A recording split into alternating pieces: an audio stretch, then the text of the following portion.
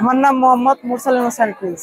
এটা আমাদের প্রজেক্টের নাম ন্যাচারাল পলিউশন। আমার সাথে আছে আমার বন্ধু তুষার মাহমুদ। এখানে আমাদের মোট 4 রকমের ন্যাচারাল পলিউশন তৈরি করা হয়েছে। প্রথমেরটার নাম হচ্ছে এয়ার পলিউশন, দ্বিতীয়টা হচ্ছে সয়েল পলিউশন, আর তৃতীয়টা হচ্ছে এটাও এয়ার পলিউশনের একটা পার্ট। এটা ভলকান ইরপশন, এখান দিয়ে বিভিন্ন যখন আমরা এখানে ভলকানো হয় তখন এটা বিভিন্ন দূষিত বায়ু প্রবাহ হতে থাকে। সেক্ষেত্রে আমাদের পরিবেশটা অনেকখানি ক্ষতি হতে থাকে এবং এর ফলে আমাদের মানুষের দিন দিন অক্সিজেন অনেক কষ্ট হতে যাচ্ছে।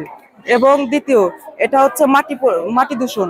এই মাটি দূষণে বিভিন্ন কেমিক্যাল, রাসায়নিক পদার্থ ইত্যাদি আরো অনেক জিনিস থেকে থাকে।